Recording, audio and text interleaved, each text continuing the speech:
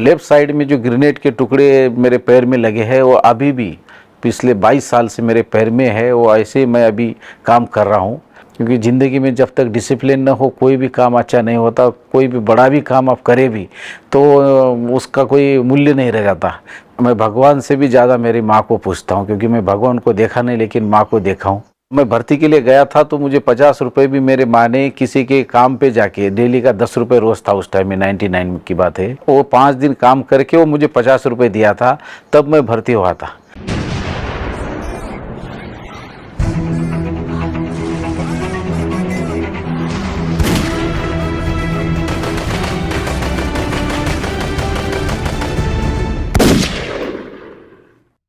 जय हिंद साथियों, आप सबका स्वागत है हमारे जज्बा प्रोग्राम में।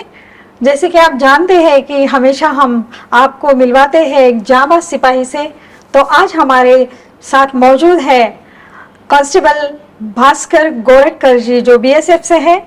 नमस्कार भास्कर जी, आपका स्वागत है हमारे प्रोग्राम में।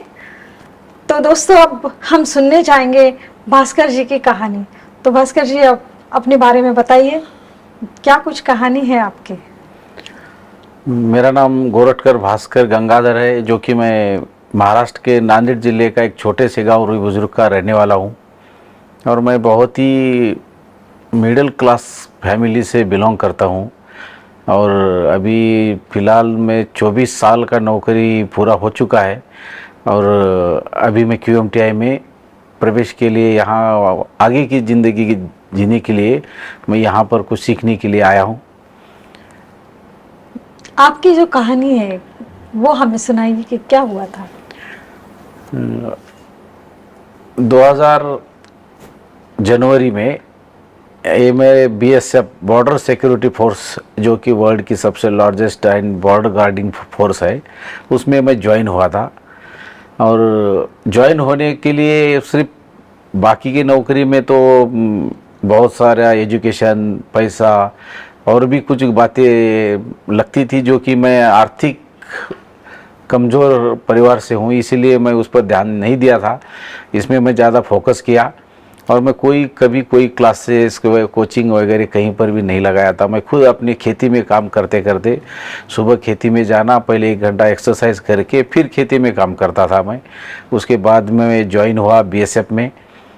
BSF उस टाइम में 2001 दिसंबर में भारत के संसद पर देश विदेश गतिविधियों ने अटैक किया था, पार्लियामेंट पे अटैक हुआ था 13 दिसंबर 2001 में। तो उस टाइम में हमारे सीमा पर ऑपरेशन पराक्रम डिक्लेयर किया था जॉर्ज फर्नांडिस ने, जब रक्षा मंत्री थे। उस टाइम में मेरी पोस्टिंग सांबा में थी, जो कि जम्मू कश्मीर और पाकिस्तान की जीरो लाइन पे है सांबा। तो वहाँ पर हम 5 साथी थे BSF के। बाकी आर्मी के जो लोग हैं वो माइन लगा रहे थे, क्योंकि वो पूरे गांव के गांव खाली करने के आदेश हुए थे उस टाइम में। गांव के गांव खाली हो गए थे। 23 दिसंबर 2001 रविवार का, संडे का दिन था। उस टाइम में सवेरे हम 6 बजे ड्यूटी के लिए गए थे और पाकिस्तान की तरफ से हमारे ऊपर धावा बोल दिया पाकिस्तानी सैनिकों ने। कम से कम 25-30 सैनिक होंगे उस टाइम में, और हम 5 लोग थे, जो कि मेरे पूरे साथियों को, एक साथी मेरे पीछे था, वो सही सलामत था क्योंकि वो LMG संभाल रहा था। हम 4 साथी जीरो लाइन पे आगे पेट्रोलिंग के लिए जा रहे थे। तो 3 साथी को कम से कम 20-25 गोलियां लगी थी। मैं तीसरे नंबर पे था, मुझे भी ब्लड प्रूफ पे जो था सीने पे गोलियां लगी, पैरों में गोलियां लगी थी। हम सब बेहोश गिर गए थे। उन्होंने कोशिश किया था हमें वो उठा के ले जाने में पाकिस्तान के सीमा के अंदर, लेकिन हमारे जो पीछे वाला जो LMG मैन था, और मेरे पास भी LMG थी, हमारे LMG से फायरिंग चलता रहा, वो भी फायरिंग करता रहा। और उस टाइम में मुझे याद है, मुझे अंधेरा छाया था, मुझे सामने कुछ दिखाई नहीं दे रहा था। मैं सिर्फ फायर करते जा रहा था, क्योंकि मुझे पता था मेरे साइड में 2 हमारे जवान थे और मेरे पीछे में 1 जवान था। और जो फायर आ रहा था वो सामने से आ रहा था और हमारे लेफ़्ट साइड से आ रहा था, जो कि मुझे पैर में, राइट साइड पैर में 3 गोलियां लगी थी। और मेरे बगल में लेफ़्ट साइड में ग्रेनेड फटा था। जो कि मेरे अभी ऑपरेशन तो मेरा हो चुका है, राइट साइड पैर का जो गोलियां निकाल दी गई है, मुझे 50% डिसेबिलिटी आई है। और लेफ़्ट साइड में जो ग्रेनेड के टुकड़े मेरे पैर में लगे हैं वो अभी भी पिछले 22 साल से मेरे पैर में है। वो ऐसे मैं अभी काम कर रहा हूँ, मेरा काम चल रहा है। वो अभी जब इन्फेक्शन होगा तब डॉक्टर का एडवाइस है कि उसका ऑपरेशन करना पड़ेगा, लेकिन अभी तक तो कोई नौबत नहीं आई है और मैं बखूबी से काम कर रहा हूँ काम। और मुझे प्रेरणा भी मिलती है बहुत से जगह पर, ख़ास तौर पे प्रेरणा मेरी माँ से मिलती है, क्योंकि मैं भगवान से भी ज़्यादा मेरी माँ को पूछता हूँ, क्योंकि मैं भगवान को देखा नहीं लेकिन माँ को देखा हूँ। क्योंकि जिस तरह उसने हमें पाला पोसा बड़ा किया। और मैं भर्ती के लिए गया था तो मुझे 50 रुपये भी मेरे माँ ने किसी के काम पे जाके, डेली का 10 रुपये रोज़ था उस टाइम में, 99 की बात है, अक्टूबर की। तो उस टाइम में 10 रुपये का रोज़ था, वो 5 दिन काम करके वो मुझे 50 रुपये दिया था, तब मैं भर्ती हुआ था।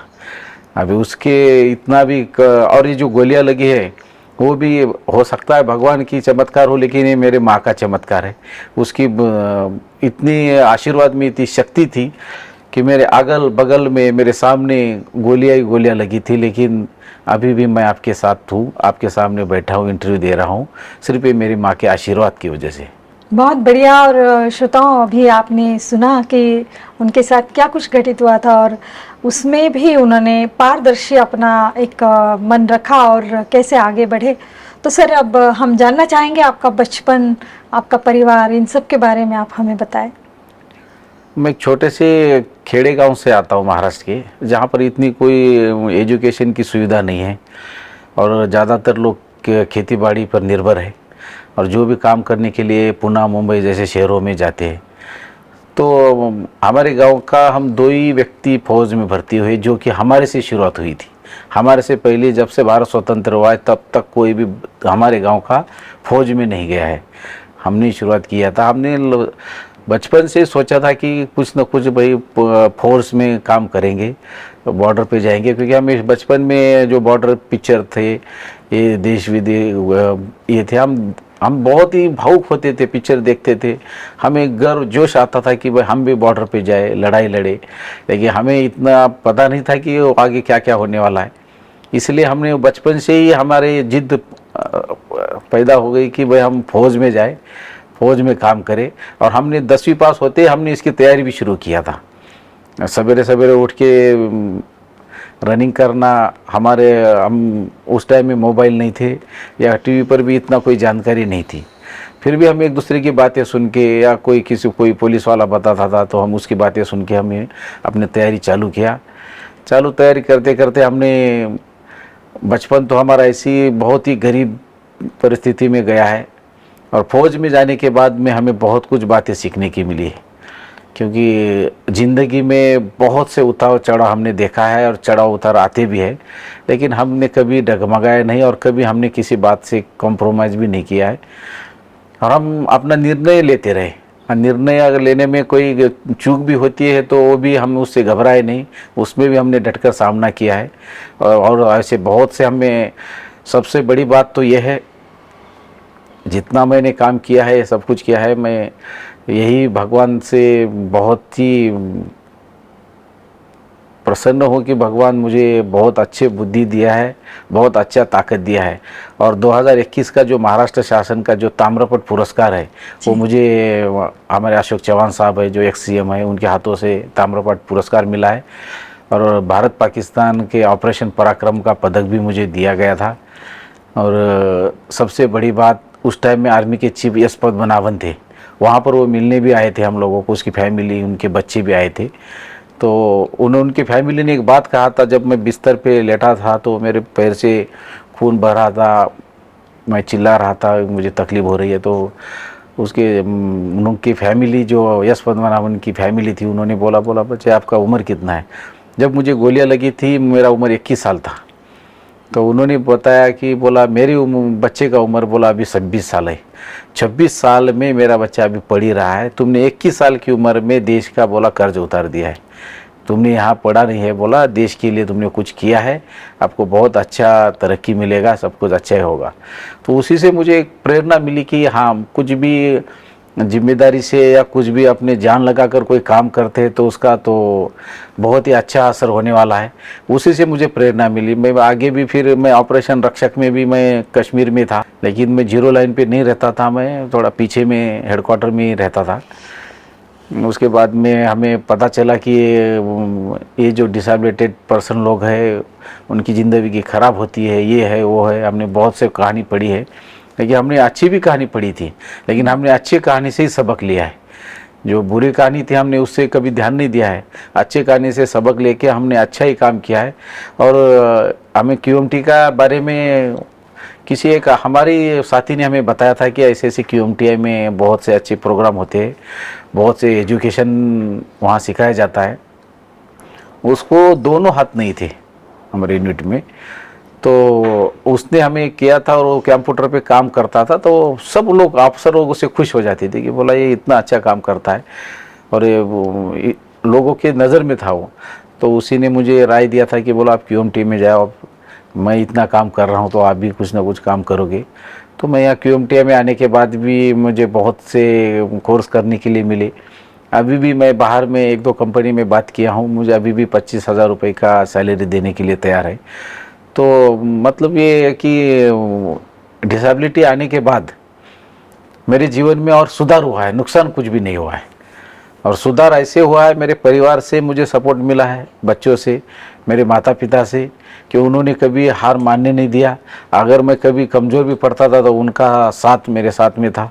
वो बोलती थी कि बोला जिसको चला नहीं जाता, देखा नहीं जाता, वो भी कुछ ना कुछ कर रहे हैं, तो हम तो थोड़ा बहुत तो है, कुछ तो कर सकते हैं। तो इसलिए मुझे अपने परिवार का सपोर्ट, सभी का सपोर्ट मिलने के बाद, और मेन बात है QMTI की तरफ से जो कोर्स चलाए जा रहे हैं, तो ऐसे बहुत से, अभी मैं एक जवान अगर यहाँ कोर्स कर रहा हूँ तो मेरे साथ में मेरे घर के कम से कम 6-7 सदस्य मेरी वजह से अच्छी ज़िंदगी जिएंगे। और अच्छा, अभी मेरे बच्चे का कंप्यूटर क्लास से चलता है, बाहर से ज़्यादा मैं ही पढ़ाता हूँ उनको, क्योंकि उनको भी लगता है कि मेरे पिताजी पढ़े लिखे हैं। मैं तो 10वीं पास हूँ, उनको मेरे से परसेंटेज ज़्यादा है, पढ़े लिखे मेरे से ज़्यादा है, लेकिन और उस टाइम में, मेरे टाइम में तो ये कुछ भी नहीं था, लेकिन मैं बच्चे के लेवल में काम कर सकता हूँ, मैं कर रहा हूँ मैं। ये सिर्फ शिक्षण या शिक्षा का पावर है, ये QMTI की मेहरबानी है कि ये जवानों को इतना आगे बढ़ने का मौका दे रहे और जीवन जी रहे। और उसके बाद में हम नौकरी करने के बाद भी यहाँ QMTI की वजह से, यहाँ ऐसे कोर्स करने की वजह से कम 8 से 9 कोर्स कर चुके हैं यहाँ पर हम लोग। हम सिविल में जाके बहुत अच्छी ज़िंदगी जिएंगे। और हम अपनी डिसेबिलिटी के बारे में कभी निगेटिव बात सोचा भी नहीं और कभी हमने किसी को बताया भी नहीं। और ये गोली लगने के बाद मैं तो यही कहता हूँ कि कोई भी संकट आता है हमारे सुधरने के लिए आता है, और हम उससे सुधर रहे हैं। मेरे जीवन खुद अपना ही एक्सपीरियंस बता रहा हूँ, मैं अपना हर बात पे सुधर रहा हूँ। मैं मेरे नौकरी लगने के बाद में अपनी लाइफ टाइम बहुत लाइफ चेंज हुआ है मेरा, गांव में या शहरों में, रिश्तेदारों में। अभी मेरे रिश्तेदारों में सबसे अच्छा मैं ही हूँ, क्योंकि बहुत सी ऐसी बातें हैं गांव में भी, जब भी जाता हूँ, 15 अगस्त हो, 26 जनवरी हो, मेरा भाषण, मेरे एक्सपीरियंस, अनुभव, झंडा वंदन का प्रोग्राम, ये पिछले 5-6 साल से हमारे गांव के जो माजी सरपंच है भुजंगराव पाटिल शिंदे, उनकी वजह से और भी ज़्यादा एडवर्टाइजमेंट, और भी ज़्यादा देश के लिए सैनिकों का हौसला उनकी वजह से बढ़ा है। और गांव में अभी वही चल रही है बातें कि जो भी जवान गांव में प्रेजेंट रहेगा उसके हाथों से झंडा वंदन होगा। कोई भी प्रोग्राम होगा, गांव में कुश्तियाँ होती है, जो कुश्ती का फंड होता है, उसका उद्घाटन भी हम भी लोगों के हाथों से करते हैं। तो ये हमने कुछ ज़िंदगी में निगेटिव नहीं लिया है, पॉजिटिव लिया है। लोगों में जाके बातें किया है, लोगों से डिस्कस में हर इसमें हिस्सा लिया है, तभी जाके हमारा ये इतना हौसला बढ़ा है और लोग हमें इतना सम्मान दे रहे हैं। तो ये हमें निगेटिव के बारे में, अगर निगेटिव होते तो अभी तक, आज तक कहाँ से कहाँ हम जाना था, लेकिन हमने पॉजिटिव लिया। हम अभी भी पॉजिटिव है और पॉजिटिव ही रहेंगे हम। बहुत बढ़िया बात कही। श्रोताओं, आप सुन रहे हैं कि भास्कर गोरटकर जी ने कैसे अपने जीवन को सकारात्मक बनाया है, और आज भी वो सकारात्मक बातें कह रहे हैं। ऐ मातृभूमि, मुझ पे तेरा एक कर्ज है, और तेरी रक्षा करना ये हमेशा मेरा फर्ज है। कुछ इस तरह के संदेश वो हमें दे रहे हैं। तो आगे बढ़ते हैं और उनसे जानना चाहेंगे कि वो हमारे देश के युवाओं को क्या कहेंगे कि वो क्या करे अपनी मातृभूमि के लिए। मैं सभी युवाओं को यही कहना चाहता हूँ कि व्यसन से दूर रहे। जो इंसान व्यसन नहीं करेगा, जो इंसान गलत रास्तों पे नहीं चलेगा, उसके बहुत से काम अच्छे हो जाते हैं। अगर वो 4 गलतियां भी करती है तो छुप जाती है, और छुपाने की ताकत उसमें होती है, इतना दिमाग चलता है उसका। और उसकी वजह से और फौज को नहीं, पूरे देश को ही ऐसे युवाओं की ज़रूरत है। और सबसे बढ़िया, सबसे अच्छा, इज्जतवान और सबसे स्फूर्तिली अगर नौकरी कोई है तो फौज की है। सभी युवाओं, अगर ज़्यादा पढ़े लिखे नहीं है, जो कोई एमपीएससी यूपीएससी करने के लिए कई क्लासेस नहीं लगा सकता है, तो हम फौज में उनका ध्यान करना चाहिए, अपनी तैयारी करनी चाहिए। जरूरी नहीं है कि वो कोचिंग क्लासेज जाए, वो घर में भी, अपने गांव में भी, कोई सिटी में जाने की ज़रूरत नहीं, अपने गांव में भी वो सवेरे सवेरे 1-2 घंटा तैयारी करके ये मुकाम हासिल कर सकते हैं, फौज में भर्ती हो सकते हैं। उनको तो अभी और भी ऑप्शन है कि मोबाइल में वीडियो है, आजकल बहुत अच्छी अच्छी किताबें आई है प्रैक्टिकल की, सब कुछ उसमें जानकारियाँ है। तो मैं चाहता हूँ कि वो घर बैठे भी वो फौज में ज्वाइन कर सकते हैं, उनके लिए बहुत ही आसान है। बहुत अच्छी बात कही युवाओं के लिए भास्कर जी ने। और अब मैं जानना चाहूँगी कि आगे आपका लक्ष्य क्या है। ये सब कुछ किया आपने, QMTI में बहुत कुछ हासिल किया, ये सब बताया, आगे आपने क्या गोल रखा है अपने जीवन का। बच्चों को भी एक बच्चे कम से कम फौज में भेजने का मैं बहुत ही दिल से मैं इच्छुक हूँ, और वो ऐसी तैयारी चल रही है मेरी। और QMTI से निकलने के बाद, पेंशन होने के बाद में मैं गांव में खेती करना चाहता हूँ, क्योंकि खेती से मुझे बहुत लगाव है। हम जब से मुझे समझ में आई है तब से मैं खेती में काम किया था। फौज में अभी 24 साल फौज में रहा हूँ। जैसे फौज की 24 साल, देश की 24 साल सेवा की है, वैसे भी मैं गांव की या अपनी खेती की, मातृभूमि की, घर की भी सेवा मैं अभी अगले 24-25 साल में अभी करना चाहता हूँ। इसलिए मैं खेती में ज़्यादा फोकस करूँगा, और जो भी खेती का काम है उसमें मैं अपना भविष्य में निर्भर करूँ। भास्कर जी, एक सवाल आपसे करना चाहूँगी कि आप जो अपने सकारात्मक बातें बताई, बहुत सारी सकारात्मक बातें बताई, इतना सब कुछ हुआ आपके साथ, फिर भी आप इतना सकारात्मक जी रहे, तो हमारे जो सुनने वाले हैं उनको आप ये कैसे पॉजिटिव एनर्जी आप में लाई है अपने आप में, तो इसके बारे में कुछ बताइए। सकारात्मक रहने के लिए मैं अपना पर्सनल एक्सपीरियंस बता रहा हूँ, अपना पर्सनल जीवन के लिए। सवेरे 4:30 बजे उठना चाहिए अगर सकारात्मक रहना है। रात को जल्दी सो जाओ और सवेरे 4:30 बजे बिस्तरा छोड़ दो, सवेरे 4:30 बजे जागो। ध्यान योगा करना बहुत ही ज़रूरी है। आधा 1 घंटा जितना आपको सवेरे हो सके ध्यान योगा करें। और पहले मैं बताया था कि व्यसन से दूर रहे, और जितनी भी निगेटिव बातें हैं हमें देखने को मिलती है, न का हम सुनना भी नहीं चाहेंगे, फिर भी हम पॉजिटिव से ज़्यादा निगेटिव बातें सुनने के लिए मिलती है, उसको नज़रअंदाज कीजिए। जितना नज़रअंदाज निगेटिव बातों का करोगे आपको एनर्जी और ज़्यादा आएगी। अगर आपको ऐसे निगेटिव बातें आपके ऊपर हावी भी हो रही है, फिर भी उसको आप ध्यान से, योगा से आप उसको दूर कर सकते हो। और ऐसे बड़े बड़े अच्छे विचार है, मैं शिव खेड़ा की किताब पढ़ी थी, जीत आपकी, ऐसी किताबें पढ़े, और जितनी ज़्यादा है पॉजिटिव सोचने का आप संकल्प करें, ध्यान करें, योगा करें। और मैं सबसे अच्छी बात ये बताता हूँ कि जो भी अपने जीवन में हो रहा है या होने वाला है, वो हर एक बात को एक्सेप्ट करे और पॉजिटिव रहे। कुछ भी गलत भी हो जाए हमारे साथ में, और होता भी है, तो उसमें यही सोचा जाए कि भाई मेरे साथ अच्छा ही होने वाला है, अच्छा ही होगा, ये सोच के ही काम करे और व्यसन से दूर रहे। सर, मैं अब आपसे ये जानना चाहूँगी कि QMTI जब आप आए और यहाँ से आपने प्रशिक्षण लेना शुरू किया, उसके बाद क्या बदलाव आपने पाया समाज में, आपके परिवार में और अन्य बातों में, वो हमें आप बताइए। QMTI में मैंने अभी 2-3 साल पहले ही सुना था, या QMTI में आने के बाद मुझे एक सबसे अच्छी बात ये लगी कि पढ़ाई की कोई उम्र नहीं होती। मैं 41 साल के बाद में मैं यहाँ पढ़ रहा हूँ। मैं अभी 2 साल से मैं यहाँ पढ़ रहा हूँ कि 41 साल के बाद भी जो अभी इंग्लिश स्पीकिंग कोर्स है, कंप्यूटर का कोर्स, सॉफ्टवेयर, हार्डवेयर और भी दूसरे मीडिया के कोर्स है और भाषण करने की कला, ये सब कोर्स इस उम्र में मैं यहाँ पढ़ रहा हूँ। और मैं अपने गांव में कहीं भी भाषण देने के लिए खड़ा होता हूँ तो ये QMTI की ज़्यादा इसमें पढ़ाई का नतीजा है। तो ये मुझे लगता है कि QMTI में आने के बाद पढ़ाई की कोई उम्र नहीं होती और भाषण सीखना या 4 आदमी में खड़े होकर बात करना सबसे बड़ी कला ये मैं यहाँ आके सीखा हूँ। और लोगों में भी, मेरे परिवार में, रिश्ते नातों में, दोस्तों में, ख़ास तौर पे मेरे बच्चों में। मेरे बच्चे अभी इतने मतलब 10वीं क्लास तक वो जो पढ़ते थे, बैठते थे, मैं भी उनके साथ बैठता था तो वो भी हैरान होते थे कि बोला हमारे पापा भी हमारे साथ पढ़ रहे।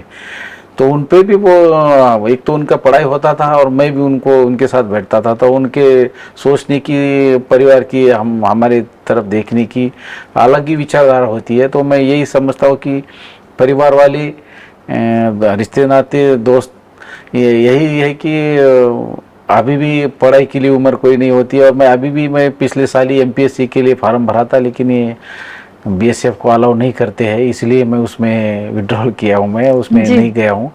लेकिन बच्चों को पढ़ाई के लिए मैं उसमें, बच्चे और प्रेरित हुए हैं मेरे से।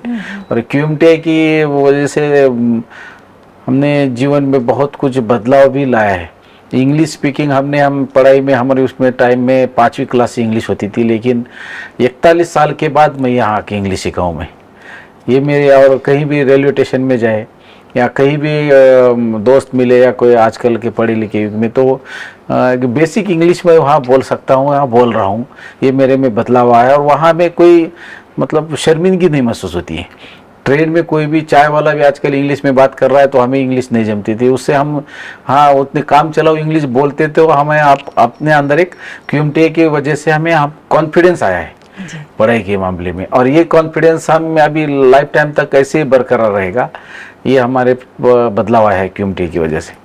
और जो डिसेबिलिटेड पर्सन है वो भी ऐसे, जो मोदी साहब भी, प्रधानमंत्री ने भी बता रहे कि विकास कौशल बढ़ाया जाए, वो भी अलग अलग मुद्रा लोन दे रहे हैं। व्यावसायिक के साथ साथ ये ऐसे भी कोर्स करना चाहिए, और कोर्स करके बहुत सारे लोगों की ज़िंदगी, कई बहुत सारे हमारे दोस्त भी यहाँ बहुत से नौकरी में, जॉब में लगे हुए, तो ये बदलाव आ सकता है जी।